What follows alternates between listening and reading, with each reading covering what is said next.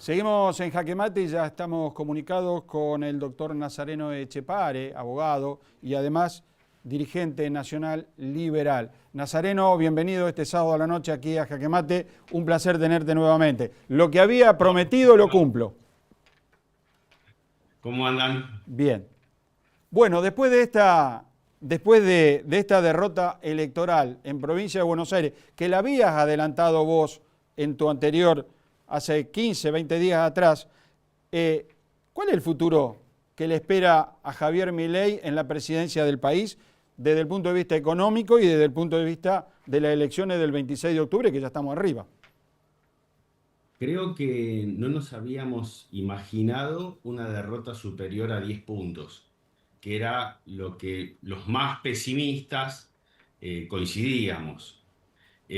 Aún el escenario se volvió peor aún, dado que el gobierno incentivó a sus votantes especialmente a ir a votar y por el contrario los que fueron a votar le votaron en contra.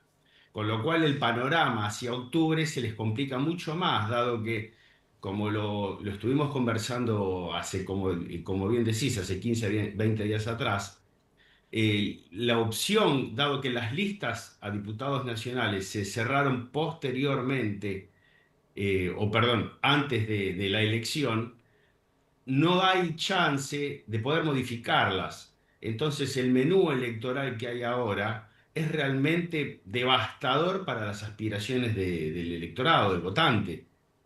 Ahora bien, está bien, ya ocurrió, utilicemos la estructura de razonamiento que siempre le ofrecemos a los espectadores. Tenemos un aspecto económico, un aspecto institucional y uno político. Hoy, sin duda, ese aspecto político es el que tiene mayor relevancia, porque vemos un gobierno que está implosionando. El caso Andis fue como el puntapié inicial de todo esto. Pero acá todos sabemos que la que está en el centro de la escena es Karina Milei, quien demostró ser en los hechos la presidente, que Milei, con los chistes que se han hecho en los últimos días, es como la cartulina que ponen para la foto, y esperemos que sea esa cartulina, porque si dos veces se sentó a hacer la misma foto con la misma cara de psiquiátrica, realmente ahí nos tendríamos que preocupar más todavía. Ahora, ¿qué le ofrecieron a la población después de la elección? Creo que prácticamente nada. Una mesa, como dice todo el mundo, coincidimos todos, porque los actores son los mismos. Y vemos a un gobierno, a una Karina Milei, atrincherada en sus alfiles, que hoy claramente la gente los va conociendo. Uno son Eduardo Lule Menem y el otro es Sebastián Pareja. Ambos son lo mismo porque vienen del despacho de los Menem en el Senado, con lo ¿Mm? cual no es que tenemos vertientes que se puedan diferenciar. Esto agrava más la situación porque sabemos que a pesar de todos los recursos que pusieron en la provincia de Buenos Aires, demostraron que no tienen control de territorio. Para ellos es una catástrofe porque si esto lo proyectamos al resto del país, es muy posible, a pesar de los buenos augurios de algunos analistas, que probablemente estemos repitiendo el mismo tipo de elección en octubre. Y de ahí que acelera muchos procesos. No es extraño que se esté hablando de asamblea legislativa, de alguno que otro personaje que se lo vea como un presidente de la transición, porque realmente no ha podido reaccionar. Que el ministro de Economía Caputo vea que todo lo que él, su premio Nobel, por decirlo de alguna manera, se esté desmantelando y que todos dentro del gabinete empiecen a mirar a Karina Milei como responsable de todo esto, no hace más que demostrar que el colapso político está coincidiendo al mismo tiempo con el Ah, económico. ahora te hago esta pregunta, justamente sobre el último personaje que vos estabas hablando, porque ese personaje es el sol para él, ¿no? Él gira en torno de Karina, no es Karina la que gira en torno de él. Pregunto, por dos hechos. Por un lado, si dicen, bueno, que se vaya Karina, que renuncie y se vaya, o el otro hecho, la llaman de Estados Unidos a declarar y que en vez de declarar como testimonio o como testigo, termina declarando como imputada y queda detenida. ¿Cuál es en ese tiempo lo que le pueda ocurrir a un presidente en el que no se sabe bien cómo está digo, psíquicamente, y cómo es su relación con su hermana, ¿no? Bueno, acá el problema creo que lo conocemos desde el inicio. Javier Milei nunca estuvo preparado para ser presidente, quienes venimos del liberalismo lo sabemos.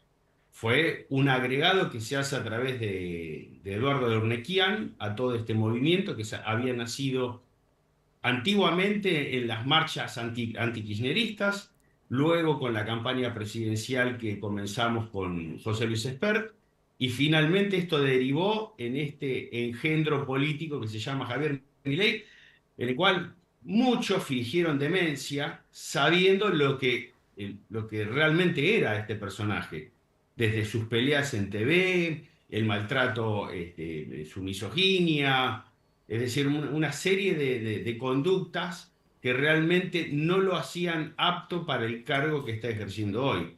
Está bien, más de uno pensando en que peor era Massa, que se buscaba una renovación y demás, se fingió demencia, se siga adelante. Hoy tenemos un escenario complicado porque todo lo que fuimos pronosticando en materia económica se cumplió. Caputo tuvo su segundo tiempo, repitió exactamente lo mismo que hizo durante la presidencia de Mauricio Macri, solamente que acá tenemos un factor político e institucional, pero en este momento, como te decía, político, porque lo que es el armado puertas adentro de los Milei no es una mesa chica, es una mesa ratona en donde todos van de la manita y ninguno puede abandonar el gobierno porque después empiezan las preguntas y eso teniendo solamente dos alfiles, como son en el caso de Eduardo Lule Menem y Sebastián Pareja, no puede haber filtración, no puede haber más filtración de información. Porque una pequeña filtración de un funcionario, fíjate que les costó prácticamente el gobierno, que es en Ujú. el caso de Españolo. Sí.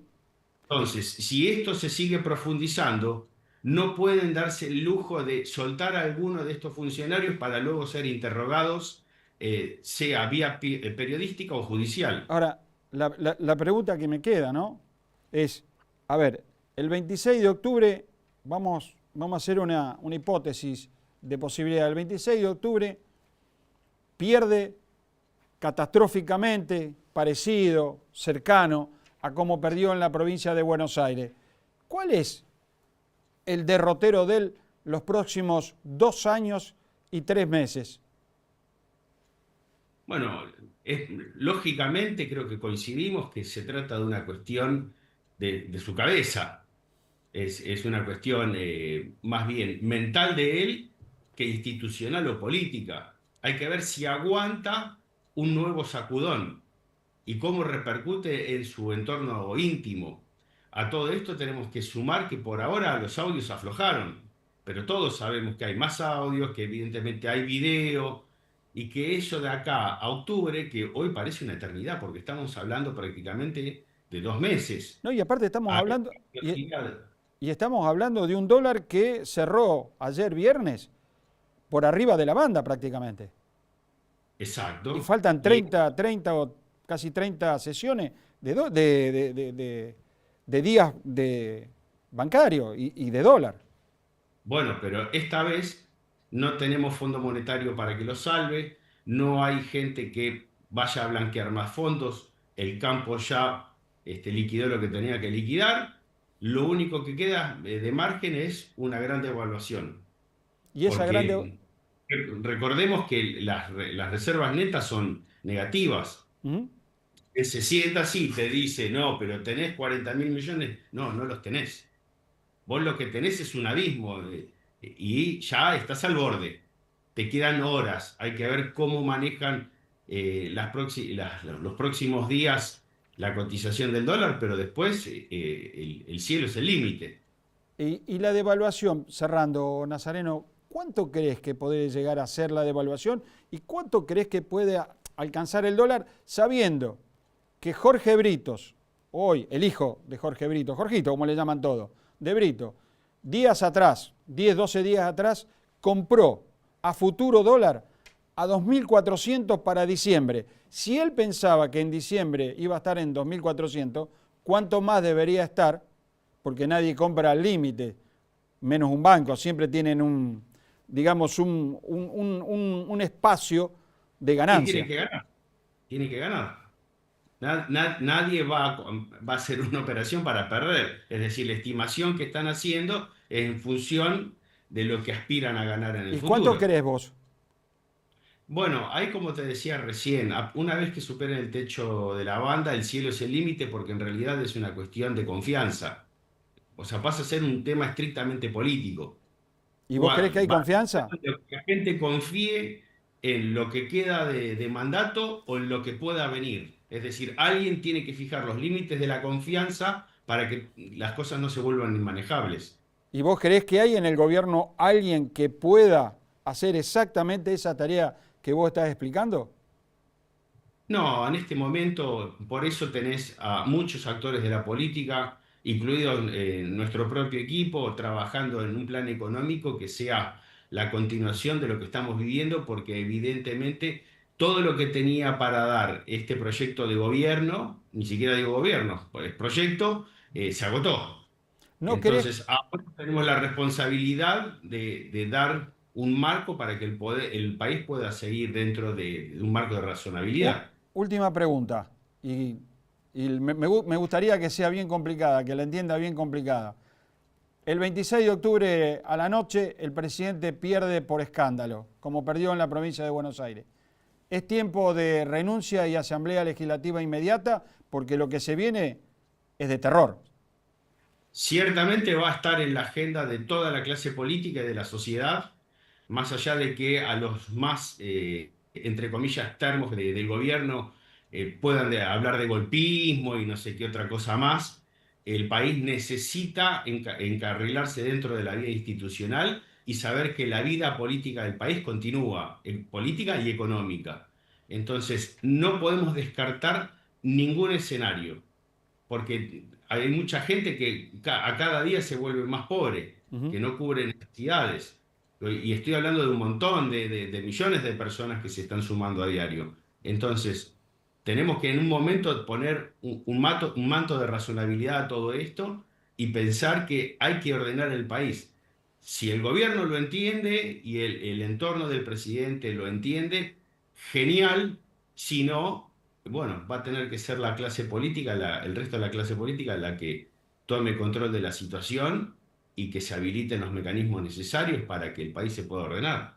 Te agradezco muchísimo, Nazareno. Ya con esto, con este corte es final. Mes que viene, antes de las elecciones del 26, hablamos para ver cómo está el desarrollo y lo que puede venir después del 26 con más exactitud por cercanía. Perfecto, nos vemos, hasta pronto. Un abrazo muy grande. Seguimos con más Jaque Mate después de este primer corte comercial.